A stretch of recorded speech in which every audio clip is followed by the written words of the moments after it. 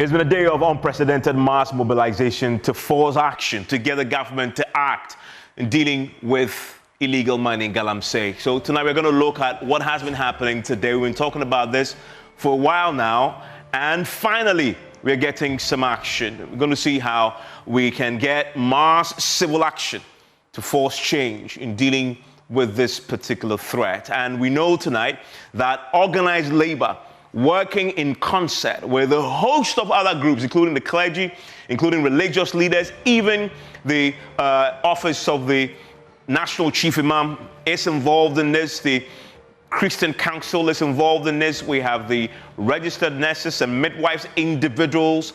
Just a whole host of individuals are beginning now to speak out, but they are determined to take action.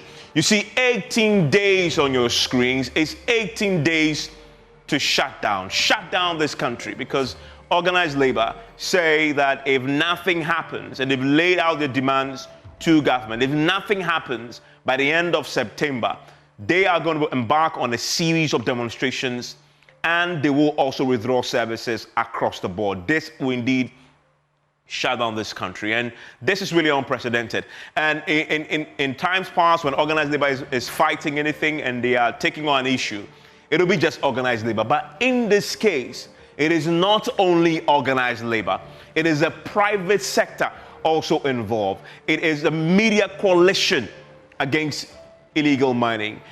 Doctors are involved, nurses are involved, teachers are involved, even the school children are involved. Students are involved in this also. So this is really unprecedented in terms of the mobilizations that happen on the front of civil society that is leading now to some action. And we've seen government already issue a statement tonight in an attempt to try and deal with it. But is that adequate? We'll get into that. What are the demands that we've heard from organized labor already? Let's see a few of them. The organized labor have told us that they're going to be dealing with this decisively, and there are a whole host of them. The Ghana Water Company is one of them, looking at this very thing, dealing with it. I talked about the teachers, UTAG, University Teachers Association, one of the groups also dealing with that. You have the organized labor, really at the center of this, the TUC. They have a walking, and their press conference was separate from what was done by the media coalition against illegal mining, all to achieve the same effect. This has been fought from all angles tonight. The government has no choice than to act, and that's the message we're sending tonight. Asante Hene himself has spoken. He's already distilled some of his chiefs who are involved in this. We know that we have the media coalition involved, so journalists are involved in it. You have the Christian Council involved in it. And we also have the peasant farmers, because you're suffering. But what are the demands that we've laid out? We'll look at that. We have tonight the sector minister, who had already told us a few things that he wanted to do, which obviously involve a meeting that he had told us will happen, a review of the strategy, and this was supposed to happen within 24 hours. We know that a statement has been issued. We'll look into that. But the demands are really crisp, and they are not messing about, beating around the bush on this, because there's no room for that, by the way, because this is environmental terrorism, mass murder, genocide has been called, and I agree. The organized labor want an immediate declaration of a state of emergency without delay, and that they want the president to do immediately. Again, they tell us they want a repeal of this LI 2462, and that is a very controversial piece of legislation that in essence allow mining in forest reserves, and they want this repealed immediately. And I must point this out. Both sides in Parliament watched on for this LI to be passed. So both sides have to answer for this. But it is still within your rights and the right of the government to do something about it. And that's what organized labor is asking for it. Also, we know they want seize and destroy all of these illegal mining equipment that we see in our forest reserves. They want it done immediately. They want this political campaigns to deal with this immediately. And that, by the way, is key, right? And they're also providing a sustainable employment alternatives. But another key thing that we found tonight in their statement is they want a deployment of the police. They want a deployment of the Ghana Armed Forces into the key areas. But they also want the setting up of special courts that will deal immediately, decisively, with individuals found to be involved in illegal mining. But they also want a complete halt of all mining, legal or illegal, in forest reserves and on water bodies. So this is wide-ranging and it is uncompromising indeed that they put out there as far as organized labor is concerned.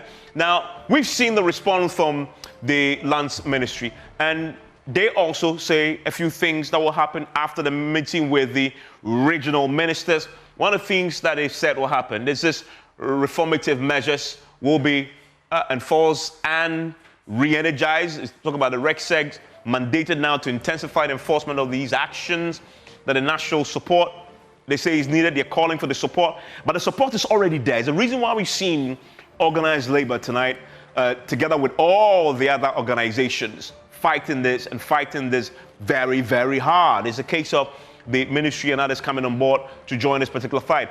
They also want the political parties to sign this commitment. Now, the reason why this is important, this number here should tell a story. That's it. Because you have these forest reserves, 34 of them affected. In any sane country, this is one that should trigger mass civil action. It's been long in coming. It's already here, 18 days. But that 18 days, the president can't vet that, can't avoid what may happen. This shutdown that the organized labor has promised, if he acts, if he declares a state of emergency, because you have 34 forest reserves affected so far as the legal money is concerned, and that is a very big deal. And look at this number also, jaw-dropping numbers indeed. 60% water bodies have been polluted, 60%. And just sit back and imagine this. You have 40% of the water bodies that we're currently drink from that we purify for us, available for all of us. And we've talked about the numbers last week. Startling, scary numbers indeed. If you look at the bodies that the Ghana Water Company, for example, is using to provide potable water for the people of the central region, 60% of that is silted. We're talking about turbidity levels of some 14,000 NTU. We're talking about water in terms of what they purify and the quantity that is drinkable, potable from what they purify. We're talking about some, only 40% is now treatable, good enough to go through our taps. 60% of that they have to just simply throw away, because it is, no matter how much you purify, no matter how much chemical you put in there, it's so polluted, it's simply not salvageable. That is what we are talking about. And that, by the way, was just, what, 50% in 2022, and it's dropped now to 60% in terms of the water that after purification, it is no longer good enough to drink. That is the picture that we are looking at. And that is why we need to have this conversation. Thankfully, there's some mass civil action that may lead to some action. My guests will join me. We're going to look at this particular roadmap. We're going to be assessing the Ministry for Water Resources, Works and Housing statement that they've issued, and a list of things that they've said they will do, whether indeed it addresses the issues. And then we'll see whether the list of things that I've set and the demands that have been placed, one, are they realistic? But will the president act decisively to avert a nationwide shutdown after the 18th, after the end of September, in 18 days? Stay with me. Still on the Galamsey conversation as the war builds momentum, and we're seeing a coalition of like-minded civil society, but also seeing organized labor now joining the fight today, and they've already laid out the roadmap that will end with demonstrations and a nationwide strike. But the president can't vet that. How? If he calls a state of emergency and does a few additional things. We'll get into that pretty shortly. PMSO is always brought to you by Syntax Tanks. It is strong, it is tough. No matter your water needs, you can tend to them because they have bespoke offerings, different color of water tanks, different sizes and shapes. Just call them across the country, 0244-335-168, or shop online at syntaxgh.com. We also have Academic Times that you have to look out for. The Academic Times Ghana is an incoming graphic and online publication aiming to collaborate with university authorities and students to ensure that student research is published in summary form. You also have the University of Ghana Alumni Lecture, which I'm pretty sure you know is one that we all look forward to. And then check on TuneIn, because you find a Joy 99.7 FM. We're back there. It is one place you really want to be if you want to catch up with everything else that we do on Joy 99.7 FM. My guest joining me for a conversation tonight on this. Many of them have been part of the many press conferences that has been happening today. Senior Hosi is the One Ghana movement. He joins me in the studio. You know him. We'll be talking to Dr. Ken Ashigbe. He was here this week and the previous week as we've been talking about this. He's a convener of the Media Coalition Against Galamsey. He announced that the actions that we've seen today will indeed happen, and they've happened, but we've added the organized labor to it, which is giving it a bit of bite.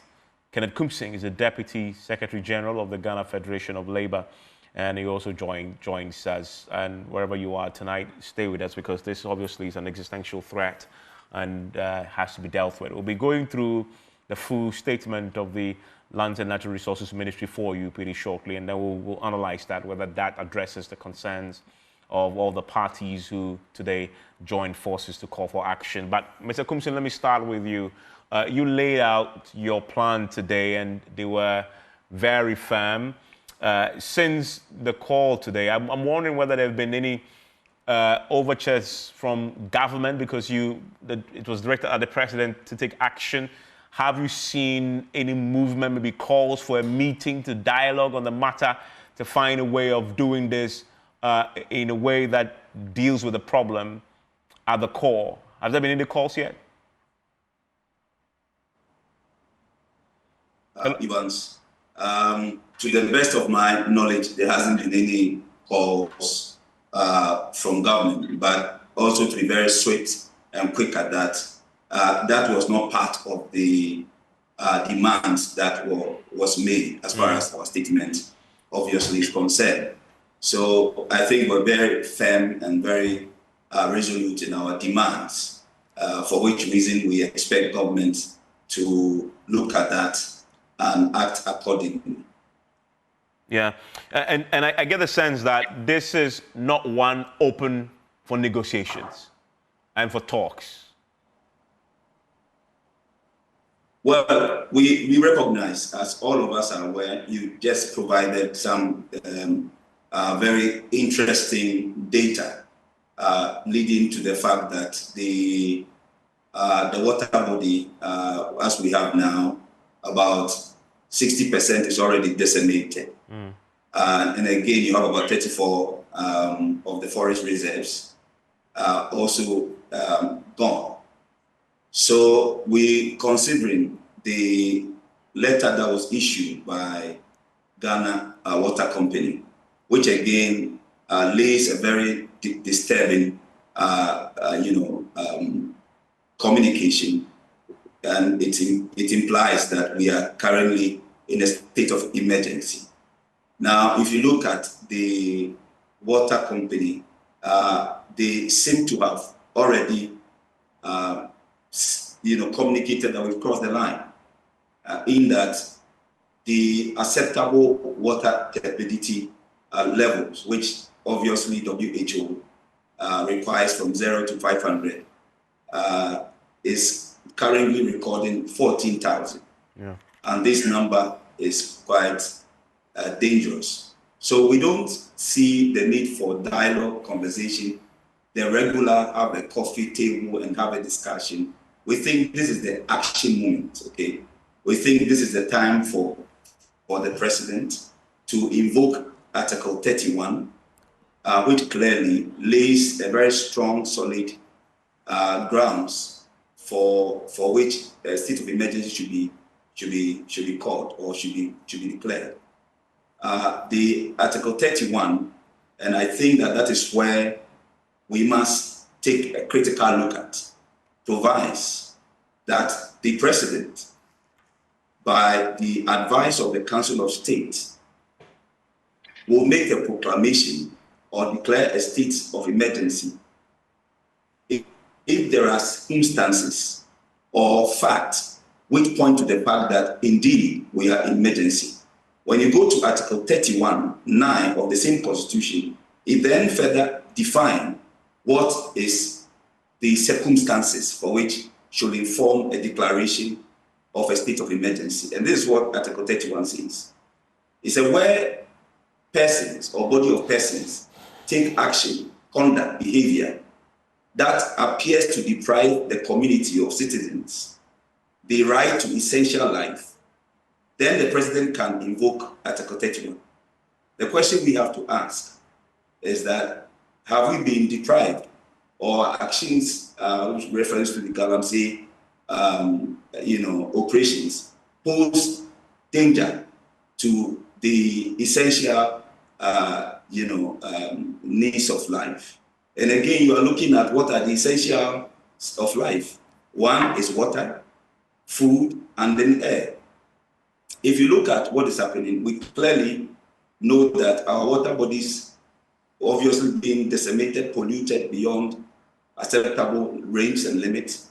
I look at the fertile lands, left barren by the activities of these few greedy men. You are looking at the air pollution, and you are seeing, fact, figures, and data that point to the fact that our life is endangered, our life is under threat. So there couldn't have been any proper occasion for Article 31 to be invoked, because 31(9)(a) clearly defines what circumstances would have to occasion the declaration of a state of emergency. So we are saying, on the basis of Article 31, the honest, fair, and sensible thing to do now is for His Excellency the President to declare a state of emergency for us to be able to look at the issues and then take decisions that will protect Ghanaians.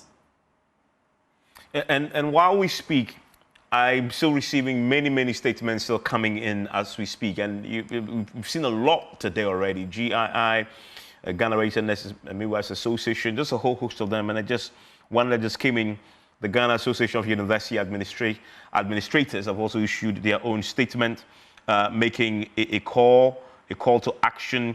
They say they join forces of reasoning and pledges our involvement in a collective resolve to protect our environment and ensure a safe and sustainable future. It says posterity will judge us all for the lackluster attitude towards this menace. Our lives and livelihoods depend on a green and safe environment. We cannot allow history to record that we stood by and did nothing, as our nation's resources were plummeted and our environment devastated by a few greedy people.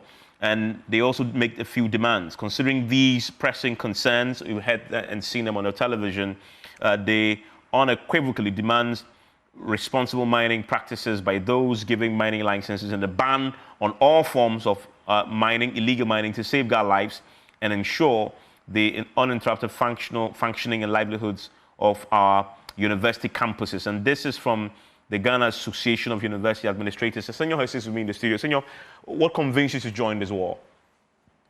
The future of my children, my children's children, the future of your children and your children's children mandates us to stand up for Ghana at this time.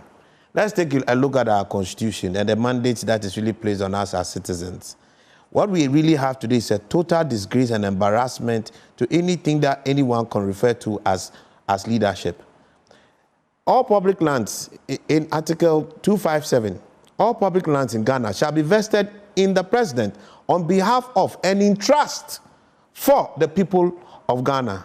What do we see today? When you go to clause 6 of that particular article, it says every mineral in its natural state, in, under, or upon any land in Ghana, rivers, streams, water courses throughout Ghana, the exclusive economic zone, and any area covered by the territorial sea or continental shelf is the property of the Republic of Ghana and shall be vested in the president on behalf and in trust of the people. Where is the trust and where is the sense of responsibility in the governance of this particular matter? This country, we take things so lightly, and we are reckless and very responsible in the way we conduct our affairs and in governance, that we focus on the very short-term myopic interests of political apparatchiks, of our own immediate convenience, and we forget about the future of our children. No wonder our Ghana is practically going nowhere. No wonder.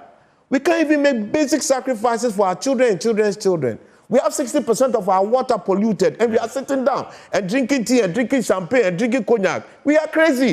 Yeah. We can't continue governance this way. This is about our lives. It's water. Water is life. Yeah. Water is life. What are we going to tell our children, our children's children tomorrow? The Constitution calls on us as citizens of this country, as part of our duties under the directive principles of state policy, to actually protect our environment and to rise up and stand for that which is the good cause of our country. Where are we as citizens? We are all sitting in our bedrooms, middle-class people, complaining about the way things are going, but when it's time to take action, everybody gets lost. Right now, you have to realize that this matter is at your doorstep. It's on your table. The water you will drink is off the table. Very soon, you won't have water to drink, or your children will be drinking very contaminated water. You would have to import water in a land that is actually blessed with so much water resources. And this is nonsense, and this nonsense must stop. And last week, you make the point, on this same show, the Water Resources Commission boss was on the show, and he says his projection is that we will run out of water, treatable water in this country before the 8th year, in less than 8 years. So you see, those who are leading this country right now, that 8 years is not a problem because they are moving their children's children right now out. In 8 years, they will have American visas, they will have everything. They are fine. How about you and I? Me, I'm a Ghanaian. I've told you already. I come from a family of 10. I'm the only Ghanaian. And I'll continue to remain Ghanaian. I have to defend the cause of my country. That is the calling on us as citizens of this country.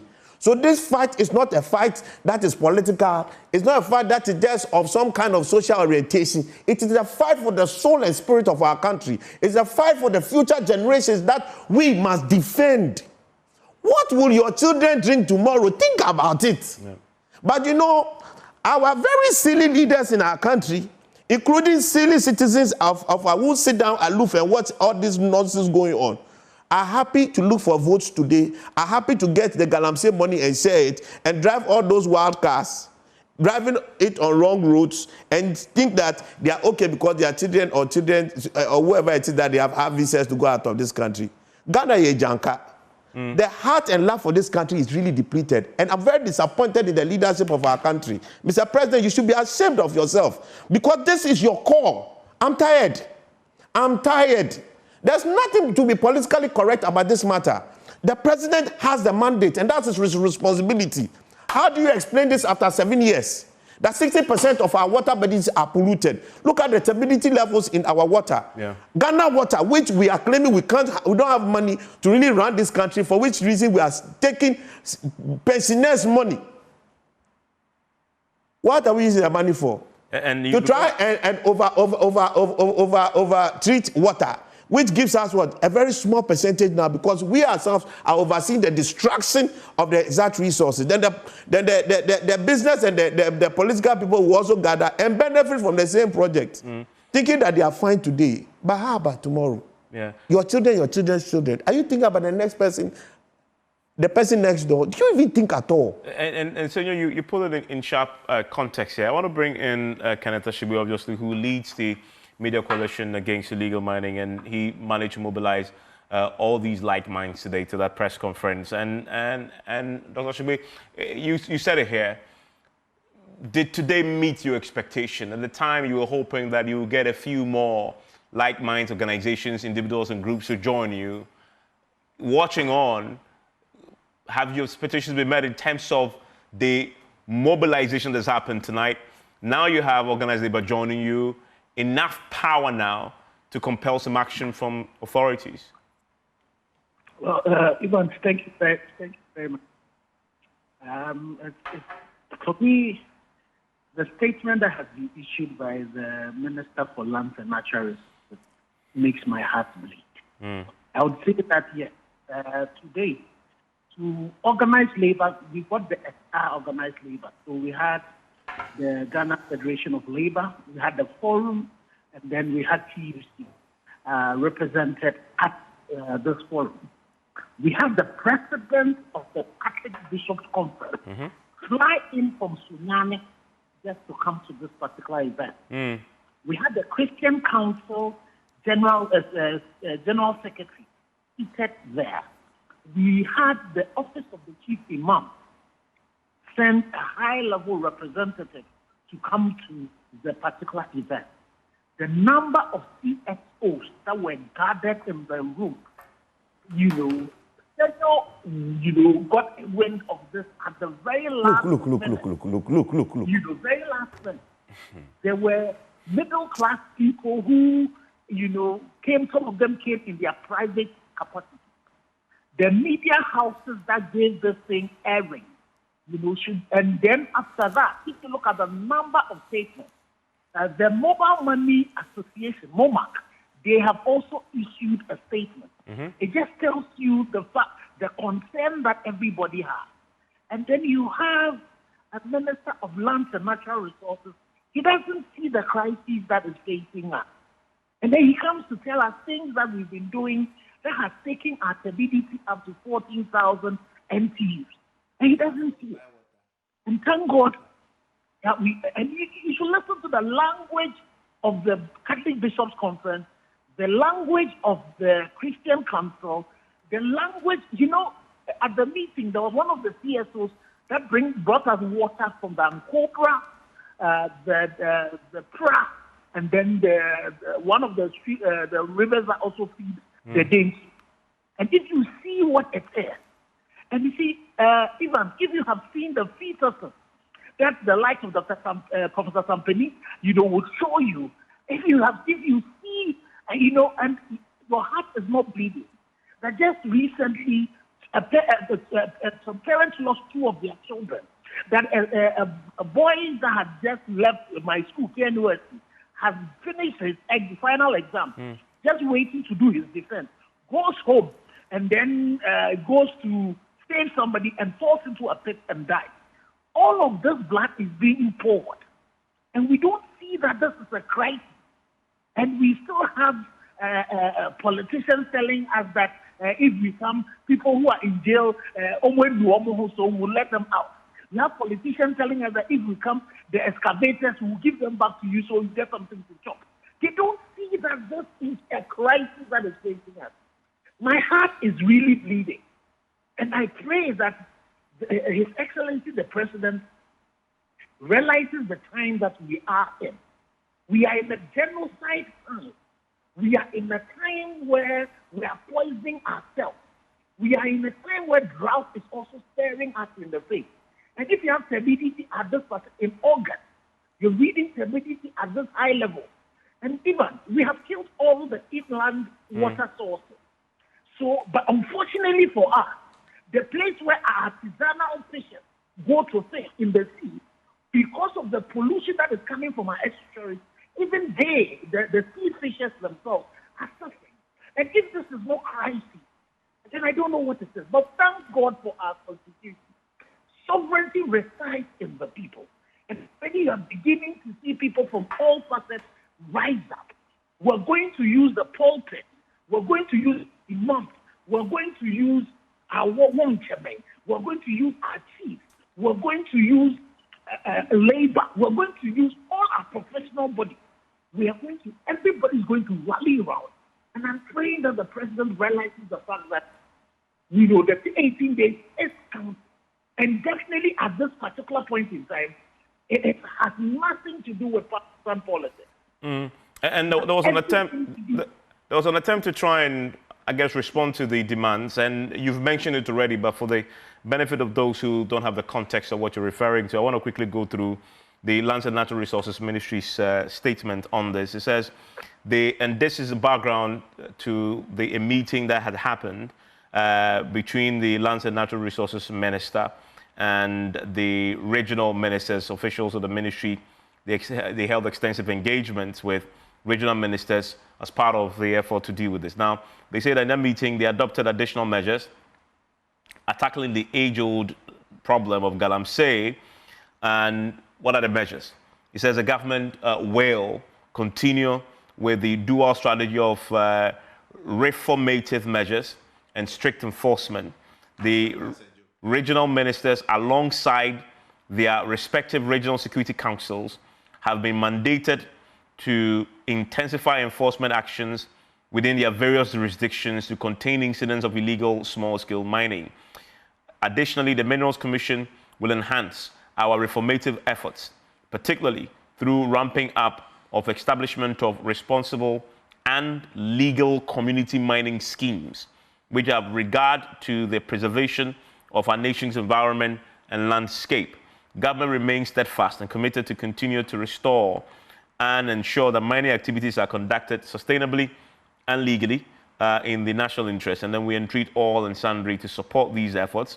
He says, while government warmly welcomes the heightened interest in this all-important national issue, we urge the discourse to be devoid of partisanship so as to enable us galvanize the needed national and collective support to root out this canker. That's the statement. It's an irresponsible statement. You are the government. 7 years. This is supposed to have been dealt with. You should be telling her about decisive actions just as recommended. Take the recommendation seriously for us to declare a state of emergency. Because if after 7 years, you've been doing all this English grammar, big English, and you've gone nowhere, you realize at this time, it's time for some strong action.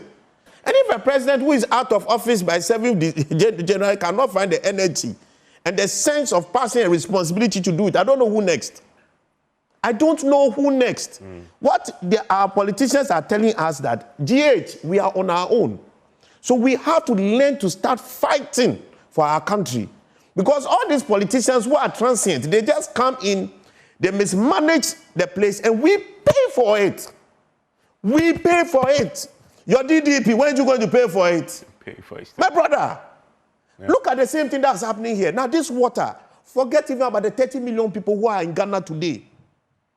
There are going to be more Ghanaians that we are giving birth to who will have to come and live in this country after these 30 million. Are we thinking about them? And you come and start telling me this kind of grammar. Look, me, I'm tired. The English I can write. But you want to see proper leadership solving issues. Look, people of Ghana, Article 41 tells us, and that's part of the directive principles under this constitution, the exercise and enjoyment of rights and freedoms is inseparable from the performance and duties and obligations, and accordingly, it shall be the duty of every citizen to promote the prestige and good name of Ghana and respect the symbols of our nation. Which part of Galamsey is making us promote the prestige of Ghana?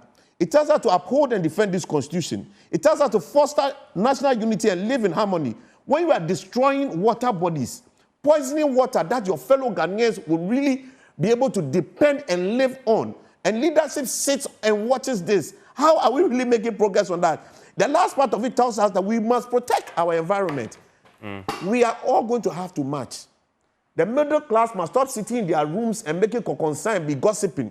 You are active only in your bedrooms. That nonsense must stop. You have to step out and come and fight for this country, because none of our politicians is committed towards fighting and defending this cause. Nobody. We've seen it before, and we've even seen it worse now. We would have to now seize the opportunity and fight for our own selves. After these 18 days, we are hitting the streets. We are going to put 1 million people on these streets. One of the mistakes politicians make, because they sit in Accra, they think that this Galamsey thing that's happening is somewhere, so just some people there, I win, or something like that. So they are here. They get their Belacqua to drink. Ladies and gentlemen, now the thing is coming. If you watch your water is not coming on as often as it should. Yeah. The Ghana water has more infrastructure than before. Yeah. But today, the water is not flowing like it should. Yeah. The water that's coming, when you go and test it well, you question yourself. And just to back the point, last week when they released the data, now, when they purify the water, there's some of it that it is simply not possible. So you're purifying 100%, but you're not getting all 100% through your tap, right? You can't. Now, in 2 years ago, 50% of that is wasted. So if they purify the water, only get 50% through your tap. Yeah. Now, they only get 40%. Yeah. Because the 60% is too polluted. No amount of purification can help it. At this rate, we'll get 30%, but the population is growing. The water we are even getting now, we are not getting enough. You will see who actually be owning this process of water. And Reverend Father is joining me. Reverend Father Michael Kweku is joining me. Is the Director for Governance, Justice and Peace at the Ghana Catholic Bishops Conference. And I know they've been backing this to the hills, and I want to bring him in. Reverend, I know the Catholic Bishops Conference is supporting this campaign, and you are in full support of this. How will your involvement, how will this translate in what you do on Sunday, for example, in the churches? I'm just Everybody else is attempting to deal with this in their own way, using their own influence. I mean, media, we're using our platforms. We're seeing organized labor, they're doing what they know how to do best, get onto the streets and protest and withdraw services. How will this play out in the churches? Thanks, Evans, and good evening to all your viewers and listeners. Well, the conference has been speaking about and against this menace for years and years, not least from 2009 till date. And I think our support of this media coalition against Galamsey is just, constant with our vocal opposition to this crime which we have called it against Mother Earth and against our ecosystem. And what we intend this to translate into is that not only has this communique which the bishops released today, not only has it been disseminated, but the bishops are looking forward to how the message itself will go down to the parish and local levels, where serious action will be taken.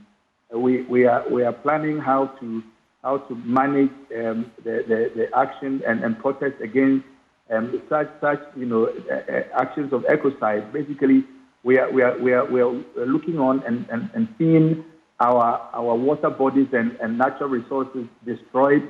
We are looking on and seeing various diseases coming to us by this sheer exercise of greed and indifference. So we've spoken enough. Now beyond speaking, we are going to galvanize our base and to see how together with bodies like yourself, we are going to push for serious action and response from those who have the power to immediately affect it, i.e. government. So we will keep talking. We will make our voices heard, but we will also mobilize and collaborate to see what we can do to put the necessary pressure on those who have the power to make the decisions. And immediately, as you've seen, that the ultimatum has already been issued in 18 days if the president doesn't declare the state of emergency, if he doesn't ban all forms of mining, legal and illegal, on water bodies and in forest reserves, if he doesn't deploy the police and the military to seize and destroy those equipment that we see in the forest. Organized labor will be hitting the streets to protest, but also not just organized labor. Let's get it clear. Everybody else, really. This is a Ghana coalition against Galamsey. Yeah. We are mobilizing energy across all forms. The mosques are going to be there for us. The churches are going to be there for us. Every single person who identifies himself as a Ghanaian must come out and defend the cause of our country. We will hit the streets. It will be step one. If they don't act after that first show, we are going to occupy the Flagstaff House, the Jubilee House, the Parliament House. We have to feel this till we solve this problem.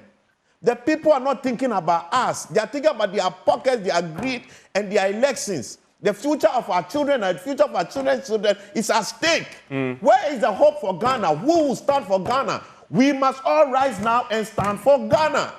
Yeah, and Reverend, that process, if nothing happens, you're ready to mobilize your members and yourselves to join?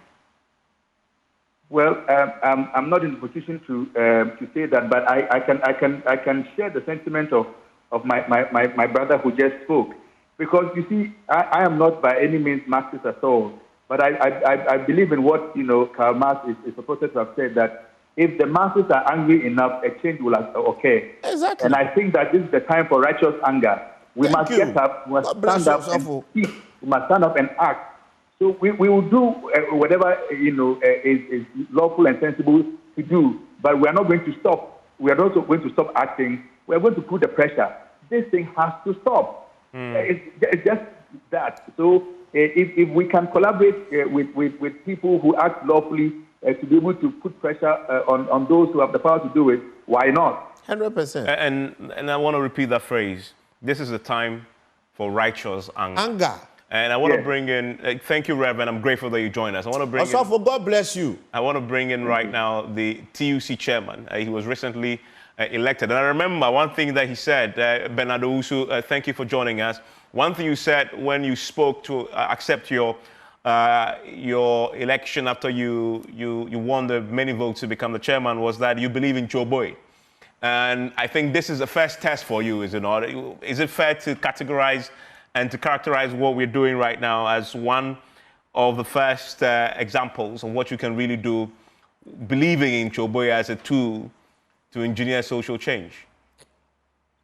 First of all, let me thank you and thank your viewers. Yes, of course, I believe in Choboy, and I believe in change that will bring relief to the ordinary worker. And what we are doing for this Galamsey is something that every Ghanaian should be angry to fight this thing, because if we don't do this, we are all going to die, because our water bodies have been destroyed, the forest has been destroyed, and if we don't speak for ourselves, nobody is going to speak for us. So this is a call to duty. And on the ultimatum you've issued is 18 days away. I mean, there are many people in government who hear that and say, oh, but, you know, you can just call their bluffs. I mean, nothing will happen. What would you say to anybody who would say that to you? I will tell anybody who will say that or call our bluff will be laughing at the wrong side of his jaw, because we are resolute and we are determined to ensure that if the government call our bluff, we will ensure that the entire nation will come to a halt. And the list of things that you've already laid out that you'll be doing, I know organized labor, one of the two tools that you tend to deploy is, well, sometimes you want to meet the president himself and put it before him directly. Is this something like it's part of the plan? No, we are not meeting the president. If the president wants to meet us, fine. But that is not part of our arrangement. Thank you very much, Bernard. An ultimatum to declare a state of emergency. And that is what we are looking up to. We've seen a letter a release from the Minister of Lands and Forests. Is it Abu Jinapo? Yes. Abu Jinapo, yes. He has issued a press statement. And I think that's below the belt. And it's something that they shouldn't tell us.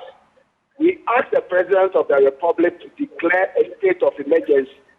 All the write-ups that he has put together amount to nothing. Because all these state agencies, the security agencies, the RISEC, they are all there, and they've looked on. And our water bodies have been destroyed this far. And now you are asking them to act now. Is he trying to insult our intelligence or what? Bernard Owusu, thank you very much. And that's the chairman adding his voice to it. He says, if you call our bluff, you would laugh at the wrong side of your jaw. So I'll come to you probably to wrap up with you, but I still have with me Kenneth Kumsing with me on the line. He's the Deputy General Secretary of the Ghana Federation of Labour. Mr. Kumsing, there's something that the Minister for the Natural Resources said, right, Ms. Abu Jinapo, that I want to quickly read through to you.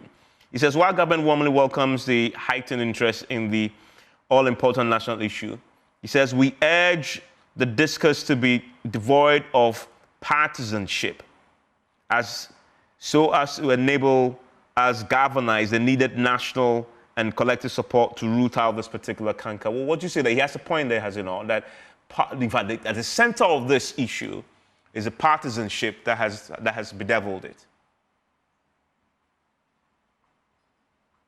Please unmute for me. I can hear you. Oh, goodness. We're still having a challenge with his audio there, but we love to hear his take on this. If you can unmute for me. Okay.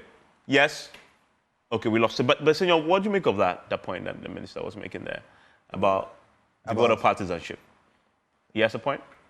He has no point. We voted you into government to come and take care of us, to come and manage our affairs, to come and serve us, to come and protect our resources. The law is clear. We don't care whether somebody wants to call something NDC or MPP. As a minister, you're a minister of state for the country, not for your political party. You shouldn't be worried about who is going to say what when you are talking about an existential threat to the lives of your people. We are not discussing e-levy. Be serious.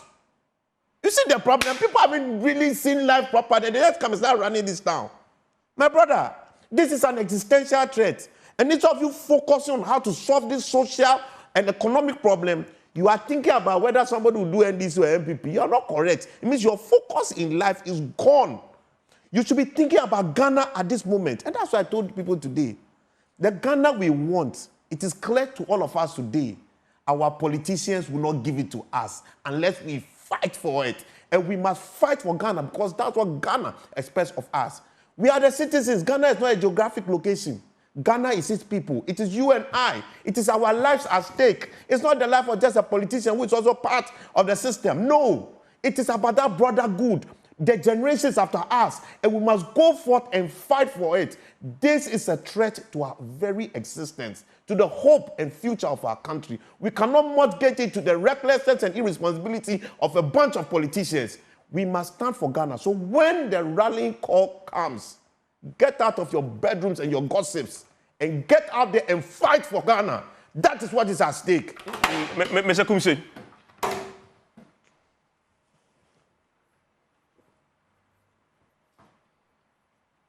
Hello, Mr. Kumse. Okay, unfortunately, he can't hear us. But that's it for tonight. We're counting down 18 days to go before the end of September. That is the ultimatum to the president. My brother, he has to do a few things, yes? You see, back to this thing. Mm-hmm. This is just evidence of what is always said, that politicians, they think about the next election. This country needs leaders who think about the next generation. I cry for my country. So 18 days to go. He has a few things to do. 1, declare state of emergency. 2, ban all forms of mining in forest reserves and on water bodies. 3, deploy military police into the forest to deal with the matter and on the water bodies. 4, he must seize and demobilize the equipment, the illegal mining equipment that is already out there. I'm pretty sure you know already, destroying the forest reserves. And 5, we must set up a court, a specialized court, to deal with this matter expeditiously. So it's not only the president who must act, the Chief Justice must too. And it all begins with the state of emergency. But he has 18 days to act. 18 days. Enjoy the rest of your evening.